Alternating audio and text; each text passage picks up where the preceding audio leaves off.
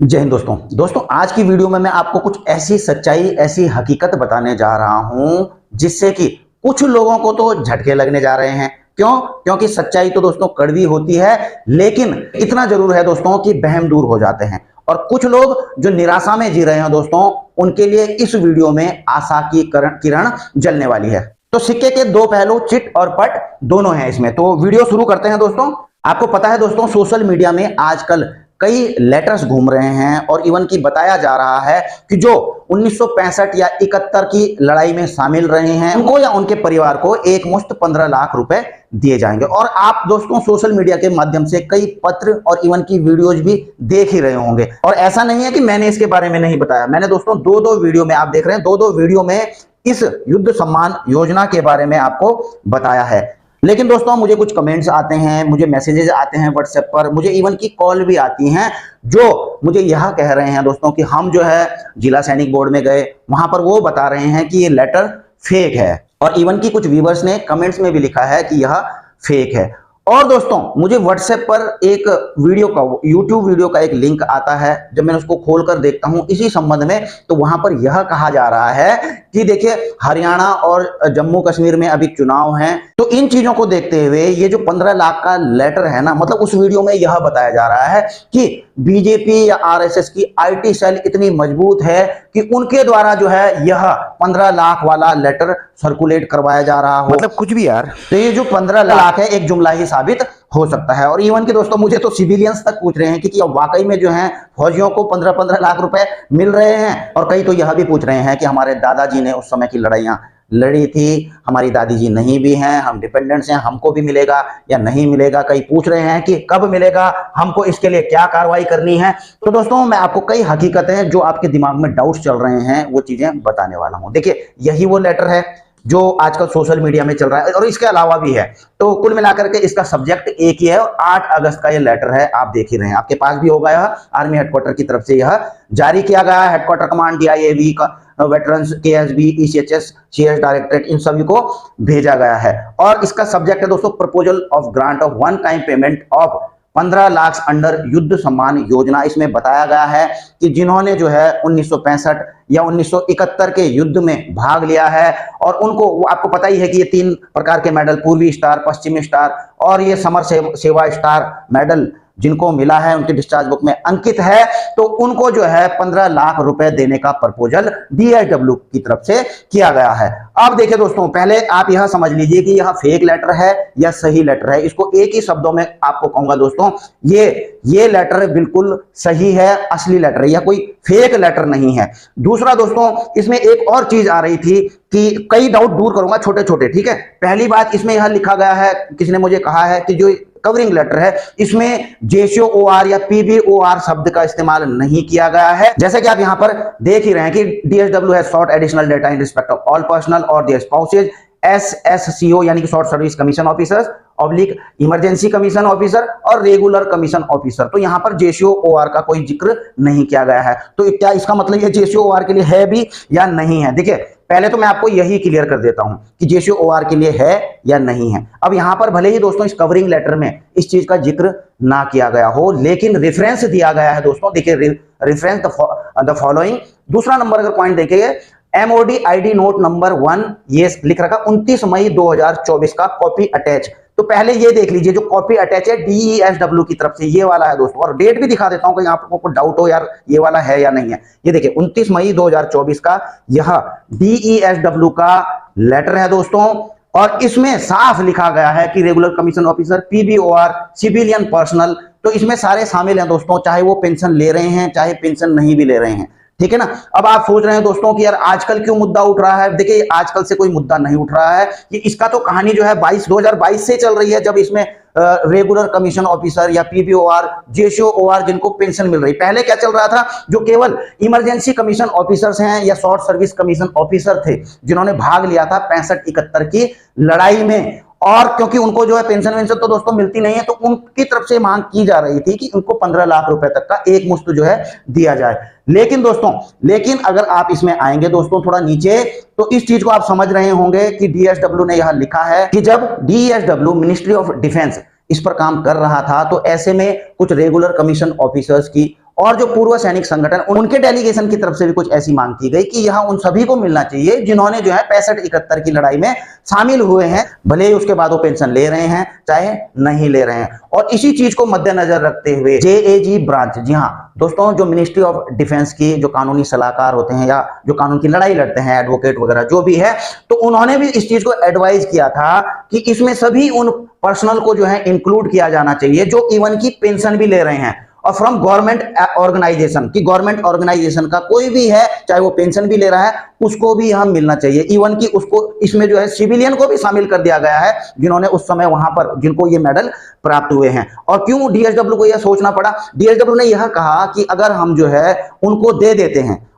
देते हैं जो पेंशन नहीं ले रहे हैं, शॉर्ट सर्विस वाले या इमरजेंसी कमीशन वाले, उनको दे देते हैं, तो ऐसे में जो रेगुलर कमीशन ऑफिसर हैं, पीबीओआर हैं, जो पेंशनर्स हैं, तो वो जो है केस कर देंगे कोर्ट में कि भाई इनको तो दिया है ठीक है, लेकिन हमने भी लड़ाई लड़ी है, हमको भी इसको दिया जाना चाहिए, सेम बेनिफिट दिया जाना चाहिए। और अगर ये केस जो है कोर्ट में चला जाता है तो there would be no legal ground to deny the benefit to them. तो हमारे पास ऐसा कोई भी लीगल ग्राउंड नहीं है, कोई भी ऐसा कारण नहीं है जिसके कारण उनको यह बेनिफिट देने से मना किया जा सके। तो आप इस चीज को समझ रहे होंगे कि इसीलिए जो है इनको शामिल किया गया है। अब दूसरा पॉइंट आपको यह आता है कि यह कब मिलने वाला है, क्या मिलने वाला है। देखिए, सबसे पहले आप इस अंग्रेजी को ही समझ लीजिए, प्रपोजल ऑफ ग्रांट। प्रपोजल का मतलब आप समझते हैं दोस्तों? प्रपोजल का मतलब होता है प्रस्ताव। जी हाँ दोस्तों, कि हमने इस चीज के बारे में सोचा है, प्रस्ताव रखा है, इस चीज पर प्रस्ताव रखने जा रहे हैं कि प्रपोजल फॉर ग्रांट ऑफ। तो अभी तक ऐसा नहीं है कि ये सैंक्शन कर दिया गया और आपको तुरंत मिलने आप नाम दो और आपके खाते में पैसा आ जाएगा, ऐसा नहीं है दोस्तों। अब आप सोच रहे हो कि फिर नाम क्यों मांगे जा रहे हैं, वो भी बताऊंगा। देखिए, इस चीज को थोड़ा सा और आगे पढ़ लीजिए। पहले 15 लाख अंडर युद्ध Samman Yojana is under consideration with department of ex serviceman welfare, यानी कि जो department of ex serviceman welfare है, मिनिस्ट्री ऑफ डिफेंस है, वह विचार कर रही है, अंडर कंसिडरेशन है, उनके विचार में है कि वो चाहते हैं कि 15 लाख रुपए युद्ध सम्मान योजना के तहत उनको दिए जाएं जिन्होंने 1965 और 71 की लड़ाई में भाग लिया है। तो कुल मिलाकर यह 15 लाख देने का सोच विचार चल रहा है मिनिस्ट्री ऑफ डिफेंस डीएसडब्ल्यू में, और इसका प्रस्ताव तैयार किया जा रहा है। अब आप सोच रहे हैं कि यार फिर इतने सारे नाम क्यों मांगे जा रहे हैं। अभी देखिए, कोई भी प्रस्ताव दिया जाता है सरकार के पास में, या आपने ऊपर पहुंचाना, अपने सोच विचार पहुंचाने हैं, प्रस्ताव पहुंचाना है, तो उस चीज को यहां पर क्लियर है कि उनको वहां पर बताना भी तो पड़ेगा कि अगर जो है मिनिस्ट्री ऑफ डिफेंस डीएसडब्ल्यू सरकार के पास में जाती है कि हम चाहते हैं कि 15 लाख इनको दिए जाएं, तो सरकार से तो सैंक्शन तो वहीं से मिलेगा ना, इसको भारत सरकार की तरफ से मिलेगा, जो आपका फाइनेंस मिनिस्टर हैं, मिनिस्ट्री ऑफ फाइनेंस हैं, डिपार्टमेंट ऑफ एक्सपेंडिचर है, इन सभी की सलाह से ही लिया जाएगा, वहां पर इस चीज को कंसल्ट किया जाएगा। क्यों किया जाएगा? क्योंकि इस पे तो बजट लगने वाला है ना दोस्तों। तो इस चीज को देखते हो, अब कितना बजट रखेगा, आप प्रस्ताव लेकर के गए सरकार के पास कि भाई हमारा प्रस्ताव ये है, तो सरकार तो सबसे पहले यही पूछेगी कि आप यह बताइए कि इसमें कितना बजट या कितना खर्चा आने वाला है। मिनिस्ट्री ऑफ फाइनेंस मिनिस्ट्री जो है इस चीज को पूछने वाली है। तो इसलिए दोस्तों हो क्या रहा है कि अभी पूरा का इन्होंने जो है डीएसडब्ल्यू ने किससे डेटा मांगा है? आर्मी हेडक्वार्टर से डेटा मांगा है इस चीज का। अब आर्मी हेडक्वार्टर के पास कितना डेटा है कितना नहीं है, क्योंकि 65-71 में कुछ इमरजेंसी वाले थे, आए, उसके बाद बाहर निकल गए, ठीक है ना, जिन्होंने कुछ परमानेंट वाले थे, तो इन्होंने भी जो है आर्मी हेडक्वार्टर ने भी जो है इसलिए यह डिवाइड कर दिया है, ये अलग अलग जगह भेज दिया कि आप हमको इनके डेटा भेजो। इवन की रिकॉर्ड ऑफिसेज को भी, सभी रिकॉर्ड ऑफिसेज को भी यह लेटर भेज दिया गया है। अब इसके बाद क्या होना है दोस्तों? अब आप सोच रहे हो यार कब मिलेगा? अभी देखिए, यहां तो दोस्तों कार्रवाई चल रही है, तो जिला सैनिक बोर्ड से तो तकरीबन सभी पूर्व सैनिक कांटेक्ट में रहते हैं, कुछ ना कुछ काम वहां से पढ़ते रहते हैं। हालांकि मैं आपको यह बता दूं कि सभी जिला सैनिक बोर्ड में अभी यह लेटर नहीं पहुंचा है, इसलिए वो कह रहे हैं कि भाई हमारे पास यह लेटर नहीं आया, हो सकता है यह फेक हो। लेकिन दोस्तों अभी केएसबी में जा चुका है और कई जिला सैनिक बोर्ड में भी जा चुका है, तो हम उम्मीद करेंगे कि जल्दी से जल्दी सभी जिला सैनिक बोर्ड में यह पहुंच जाए। तो इनके माध्यमों से दोस्तों कहीं ना कहीं आपके पास पहुंचा जाएगा। और अगली बात, रिकॉर्ड के पास में भी जितने रिकॉर्ड्स होंगे इनके, वो भी सारे के सारे जो है यहां पर भेजेंगे। इसके बाद डीएसडब्ल्यू को भेजा जाएगा दोस्तों। अब ऐसे में क्या है, इनको कंपाइल किया जाएगा उसके बाद। क्यों? क्योंकि दोस्तों हो सकता है जो केएसबी ने डेटा भेजा है कुछ, तो उसमें से कुछ पेंशनर्स ऐसे होंगे, नॉन पेंशनर्स ऐसे होंगे जो कि रिकॉर्ड ने भी भेजे होंगे, वो जो है ईसीएचएस ने भी इनको भेजे होगा, किसी कमांड ने। तो कुल मिलाकर के एक आदमी का नाम 4-4, 5-5 बार वहां पर जा सकता है, और जब उसको कंपाइल किया जाएगा वहां पर, तो तब एग्जैक्ट पता लगेगा कि भाई 4-5 आदमी नहीं है, ये सिंगल आदमी है। ठीक है, आप इस चीज को समझ, जब पूरा कंपाइलेशन हो जाएगा कि भैया 65 में जो है तकरीबन 1 लाख लोगों ने भाग लिया था, और जो है उसमें से जो है 20,000 50,000 जिंदा हैं, बाकी उनके स्पाउसेज हैं। जिनके स्पाउसेज नहीं हैं उनका भी डेटा पूरा का पूरा इनके पास में होगा। वैसे ही जो 71 में भी जो है कि भैया 1 लाख ने लिया था और इतना इतना अभी जीवित हैं नहीं है, पूरा का पूरा जब डेटा पूरा तैयार हो जाएगा, निकाल दिया जाएगा कि हाँ जी 2 लाख आदमी हो रहे हैं, कुल मिला के एलिजिबल हो रहे हैं, तो 2 लाख पे कितने का खर्चा आ रहा होगा 15 लाख के हिसाब से 3-1 हजार करोड़ हो सकता है। 3-1 हजार करोड़ आप कैलकुलेशन कर ला, मैंने किया नहीं है। तो इतना खर्चा तब जाके जो है जो है DSW ministry of defence Bharat सरकार से इस चीज के बाद इस प्रस्ताव को लेकर के जाएगी वहां पर, ठीक है ना। उस पे प्रस्ताव पे विचार तब सरकार की तरफ से किया जाएगा, फाइनेंस मिनिस्ट्री से जो है बताया जाएगा कि 3,000 करोड़ का इसमें खर्चा आ रहा है, तो आप तैयार हो। तो दोस्तों कुल मिलाकर के आप ऐसा मत समझना कि हमको जो है अभी 1-2 महीने या 4-5 महीने के अंदर हमारे खाते में पैसा आ जाएगा। देखिए मैंने आपको बता दिया यह प्रस्ताव है, इस पर तैयारियां चल रही हैं और कुछ पता नहीं है दोस्तों कि कितना समय लग जाएगा यह पूरा डेटा इकट्ठा करने में। 6 महीने लगते हैं, 1 साल लगता है, 2 साल लगता है, कुछ पता नहीं है पूरा डेटा कलेक्शन करने में। डेटा कलेक्शन होगा, उसके बाद इसका प्रस्ताव बनाया जाएगा, बजट बनाया जाएगा, सरकार के पास जाया जाएगा। सरकार इसको पास करती है नहीं करती है वो बात की कहानी है, हो सकता है कर भी दे। अगर कर भी दे तो उसके बाद पूरा डिसबर्समेंट करने में कितना समय लगता है, 1 साल लगेगा, 2 साल, 4 साल लगेगा, 5 साल लगेगा, ऐसा कुछ पता नहीं है दोस्तों, ठीक है ना। तो इस चीजों में समय लगेगा, आप इतनी जल्दीबाजी मत कीजिए कि भैया सब कुछ अभी मिल जाना चाहिए, खटाखट फटाफट करके मिल जाना चाहिए, ऐसा खटखट वाला कुछ नहीं होने वाला है, ठीक है ना। समय लगेगा, जिसके अंदर पेशेंस है आराम से जो है टच में रहिए, देखते रहिए कि क्या क्या चल रहा है और अकॉर्डिंगली कार्रवाई करते रहिए, ठीक है ना। तो अगर मिनिस्ट्री ऑफ फाइनेंस यह कहती है कि नहीं जी इसमें थोड़ा कुछ कटौती कर सकते हैं तो करिए। अब इसके लिए जो है कटौती का तो सिस्टम यह है दोस्तों कि ये वाला आपको फॉर्म दिया गया है, आपने देखा होगा यहाँ पर, इसको मैं थोड़ा आगे बताऊंगा, ठीक है ना। इसमें कुछ डिटेल्स दी गई हैं, तो ऐसा है। इस पर बढ़ने से पहले मैं आपको एक और चीज बता देता हूं दोस्तों। कई कह रहे थे मेरे दादाजी थे, अब दादी जी भी नहीं रही। अब देखिए दोस्तों, अभी हालांकि कुछ समाचारों में मैंने देखा है वहां पर जो है लिखा हुआ है कि आश्रित या उनकी पत्नी या आश्रित, ठीक है ना। लेकिन दोस्तों जो ये लेटर है ना DSW का या मिनिस्ट्री ऑफ ये DSW का या फिर आपका आर्मी हेडक्वार्टर का, इसमें साफ लिखा गया है दोस्तों, आप देख रहे हैं DSW has sought additional data in respect of all personnels और देयर स्पाउसेज। यहां पर कहीं पर भी दोस्तों डिपेंडेंट्स नहीं लिखा हुआ है कि उनके आश्रितों के लिए या तो वो आदमी वो जीवित रहना चाहिए या फिर उनका स्पाउस। स्पाउस का सीधा सा मतलब होता है दोस्तों उनकी धर्मपत्नी, और यही DSW के लेटर में भी लिखा गया है जो DSW ने जारी किया है। ये देखिए दोस्तों, PBOs regular commission officer civilian personnels और देयर स्पाउस, केवल स्पाउस के लिए लिखा गया है दोस्तों, यहां पर डिपेंडेंट की कोई जिक्र नहीं किया गया। हालांकि कुछ अखबारों में तो आश्रित भी लिख रहे हैं, लेकिन इसमें जो हकीकत है वो इसमें नहीं लिखा गया है कि डिपेंडेंट भी इसमें शामिल है। बाकी भेजने को सभी भेज सकते हैं अपना डेटा, चाहे वो डिपेंडेंट भी हैं, रह चुके हैं अब केवल, है ना, उनके नाती पोती, तो वहां पर वो उनके द्वारा वो कर लिया जाएगा, ठीक है ना। अब देखिए दोस्तों आगे बढ़ते हैं। ये है वो लेटर दोस्तों, आप यहाँ पर देख रहे हैं कि सभी रिकॉर्ड्स को भी भेज दिया गया है यहाँ, ठीक है। और यह भी आप लेटर देख रहे हैं, इस प्रकार के लेटर। और ये हैं दोस्तों समर सेवा स्टार, ये वाला मेडल्स हैं, ये वाला पूर्वी स्टार है, ये पश्चिमी स्टार्स हैं, ठीक है ना। और ये चीज दोस्तों मेंशन रहती है डिस्चार्ज बुक में, ठीक है ना, ये डिस्चार्ज बुक में मेंशन रहती है। और आपको यह भी बता दूं, ये कोई गैलेंट्री अवार्ड नहीं है दोस्तों, क्योंकि मुझे कोई पूछ रहा था कि भाई सबको थोड़ी ना जो है मेडल मिल जाते हैं। मेडल दोस्तों किसी भी सर्विस, जैसे 9, मैंने आपको पहले भी बताया था 9 ईयर्स का मिलता है, जिसने ऑफ पराक्रम में भाग लिया था, ऑफ पराक्रम का मिलता है, ऑफ विजय के टाइम पे थे उनको ऑफ विजय का मिला, 50 ईयर्स का। तो उसी प्रकार से जिन्होंने भी इसमें शामिल रहे हैं तो उनको जो है ये यह मेडल मिले हैं, समर सेवा मेडल, उनके सर्विस रिकॉर्ड में ये चढ़े हैं, ठीक है ना। तो ये कोई गैलेंट्री अवार्ड नहीं है, कोई वीरता पदक नहीं है, ये केवल पार्टिसिपेशन का उनको दिया गया है, ठीक है ना। इसलिए इस पे आप डाउट मत रहना। और दूसरा मैं आपको बता रहा था दोस्तों, ये वाला आप ये देख रहे हैं, इस प्रकार का फॉर्म दिया गया है। अब ये इसको देने का मतलब क्या, अब आप सोच रहे होंगे कि भाई इसे देने का क्या मतलब है। अब यहाँ पर आपने नाम, नंबर, रैंक आपसे पूछा गया है, वो तो लिख ही दोगे, एज लिख दोगे, यहाँ पे अपना एड्रेस और कॉन्टेक्ट नंबर आप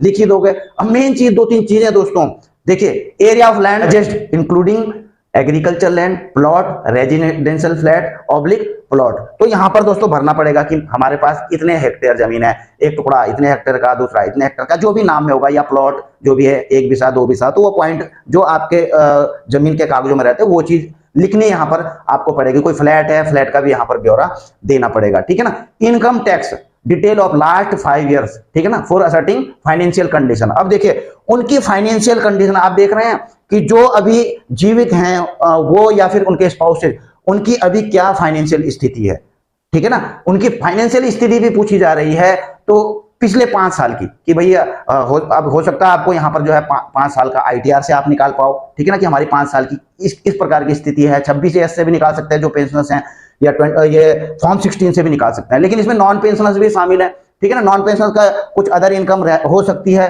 तो उस चीज को भी जो है यहाँ पर शामिल करना पड़ेगा, ठीक है ना। तो ये सारी चीजें यहाँ पर करना पड़ेगा, और अगर हो सकता है कि इस चीज को जो है रेवेन्यू डिपार्टमेंट से भी मांगा जाए जिनके पास ITR वगैरह ना हो, चलो ठीक है। प्रेजेंट ऑक्यूपेशन में लिखना पड़ेगा, ये हाउस वाइफ हैं या फिर कुछ बिजनेस कर रहे हैं या सेंट्रल गवर्नमेंट एम्प्लॉई हैं, हालांकि 65-71 के तो अब कोई मतलब ही नहीं होता है, ठीक है ना। हाँ, अगर कोई डिपेंडेंट अपनी जानकारी दे रहे हैं यहाँ पर, तो वो जरूर यहाँ पर अपना बिजनेस लिखेंगे, अगर वो भी यहाँ पर से भेजते हैं। हालांकि मैं आपको क्लियर बता दूं कि उस पत्र में डिपेंडेंट के बारे में नहीं पूछा गया है, लेकिन देने में भाई जो आपको जिला सैनिक बोर्ड मांग रहा है तो जरूर दे दीजिएगा वहां पर, ठीक है ना। और प्रेजेंट एनुअल इनकम यहाँ पर लिखनी पड़ेगी कि भैया 3 लाख रुपए सालाना इनकम है, 4 लाख रुपए सालाना इनकम है, जो भी सालाना इनकम है, नीचे अपना साइन होगा, और यहाँ पर जो है रिमार्क में आप कुछ भी ले सकते हैं। वैसे इनकम और प्रॉपर्टी की जानकारी मांगने का क्या मतलब है, ये बात थोड़ा समझ से बाहर है। कहीं ऐसा तो नहीं है कि बाद में कुछ बजट में कटौती को देखते हुए किसी की इनकम या प्रॉपर्टी के आधार पर जो है यह दिया जाए, या मतलब आगे की बात है, पर लेकिन मांगी जा रही है। तो दोस्तों कुल मिलाकर के आप ये सारी चीजें अपने पास डिटेल जो है कलेक्शन करके रखिए, अगर हैं आप एलिजिबल यहाँ पर। उसके बाद आपके जिला सैनिक बोर्ड या कहीं ना कहीं से आपको जो है कांटेक्ट, जो या तो वो आपका डेटा भेज देंगे या आपसे संपर्क किया जाएगा इन डेटा को इकट्ठा करने के लिए, ठीक है। तो आप जरूर संपर्क में रहिए जिला सैनिक बोर्ड के। अभी हो सकता है दोस्तों कई जिला सैनिक बोर्ड को अभी नहीं मिला है, जब मिल जाएगा उनको तो वो भी आपसे कांटेक्ट करेंगे, ठीक है। और आप लोग तो करते ही रहते हो, बाकी हम आपको बताते ही रहते हैं। तो कहीं ना कहीं से जो है, कहीं अगर जिला सैनिक बोर्ड में दोस्तों लेटर नहीं आया तो लड़ाई झगड़ा नहीं करना है कि ऐसा चल रहा है वैसे चल।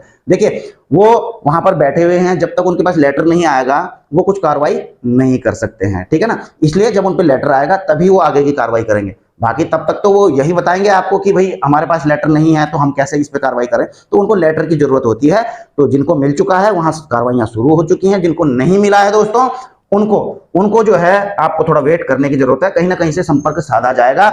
और अगला दोस्तों आप देख ले रहे हैं, ये कई न्यूज़पेपर्स वगैरह में सब चीज आए हैं, और इसमें पूछा भी इसके लिए दोनों युद्धों में भाग लेने वाले सैनिक व उनके आश्रितों, देखो यहाँ पर आश्रितों भी लिखा गया है, ठीक है ना। से डिस्चार्ज बुक जो मैं आपको कह रहा था, PPO, Aadhaar card, PAN card, bank passbook, पिछले 5 साल के ITR रिटर्न, वर्तमान में आए व्यवसाय प्रॉपर्टी संबंधी जानकारी जुटाई जा रही है। जिनका निधन हो चुका है उनके मृत्यु प्रमाण पत्र भी मांगे गए हैं। तो ये कई चीजें कहीं ना कहीं से जो है कुछ ना कुछ समाचार या फिर खबरें निकल करके इस प्रकार की आ रही हैं। तो कुल मिला के दोस्तों टच में रहिए, यही जानकारी थी, यही जानकारियां लेकर के आया था आपके लिए। आपके कई डाउट आई होप कि दूर हुए होंगे। इसी के साथ अपनी वीडियो यहीं पर समाप्त करता हूं, जल्द मिलेंगे नई वीडियो में नई जानकारी के साथ। जय हिंद, वंदे मातरम।